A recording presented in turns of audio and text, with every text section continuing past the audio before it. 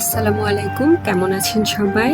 আলহামদুলিল্লাহ, অনেকগুলো ধুন্দুল একসঙ্গে বড় হয়ে গিয়েছে। তো ধুন্দুল আজকে কাটবো। যদিও আমি গতদিন সবাইকে বলেছিলাম যে একটি মজার গল্প শোনাবো, কারণ আমার বাসার ছাদে অনেক মুরব্বীরা আসে। তারা শুধু আমার গাছ লাগানো কাজকর্ম দেখে, অন্য সবার সাথে কথা দেখে বলে যে আমি মা শাশুড়ির কাছ থেকে কাজ শিখেছি কিনা বা মা খালার কাছ থেকে কাজ শিখেছি কিনা। ওনারা খুব মজা নেয় এই কথাটা বলে। তো ওনারাও আমার ইউটিউব চ্যানেল দেখে।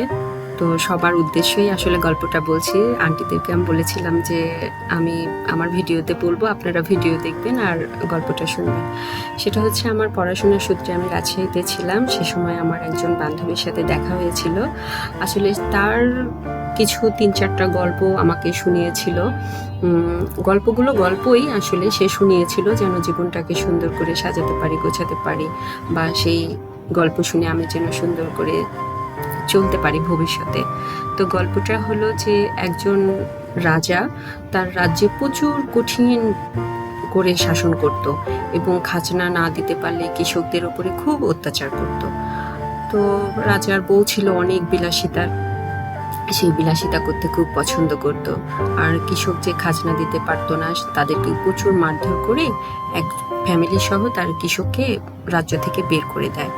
আর রানী তো মহা খুশি, আমার রাজা এত শাসন করতে পারে। সবাই ভয়ে জড়োধর হয়ে একদম হাঁটু কাঁপা অবস্থা। তো রাজা অনেক সৈন্য সামন্ত নিয়ে, বড় বড় জাহাজ নিয়ে যখন ভ্রমণ করতে বের হতো, আর রানী সোনা রূপার মোহরগুলো নিয়ে বেঞ্চি খেলতো।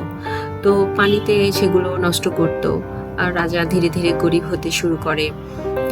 এক সময় পার্শ্ববর্তী রাজ্যের রাজারা রাজা যখন গরিব আর দুর্বল হতে শুরু করে, তখন রাজ্যকে দখল করে নেয় এবং রানীকে সেই রাজ্য থেকে, তার নিজের রাজ্য থেকে বিতাড়িত করে। আর যেই কৃষককে তার ফ্যামিলি সহ রাজ্য থেকে বের করে দিয়েছিল খাজনা না দিতে পারার কারণে, সেই কৃষক দূর একটা গহীন বন জঙ্গলের ভিতরে যে তার বসবাস শুরু করে। সারাদিন কৃষক মাঠে ঘাটে কাজ করত আর বউটা সব কিছু সামলে রাখতো। এরকম করে সঞ্চয় করতে করতে তারা ছোট ছোট কিছু কিছু জিনিস জমা করে করে তাদের গোয়াল ভরা গরু হয়, পুকুর ভরা মাছ হয়। সন্তানদের নিয়ে তারা খুব ভালো থাকে।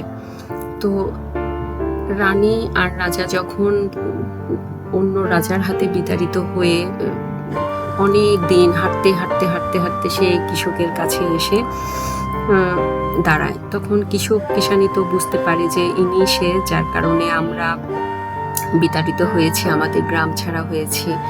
তো রাজাকে ওনারা খেতে দেয়, বসতে দেয়। তখন ওরা রাজা রানী জিজ্ঞেস করে যে আমাদের চিনেন না, জানেন না, আপনারা এত আমাদেরকে সাহায্য করলেন, আপনাদেরকে অসংখ্য ধন্যবাদ।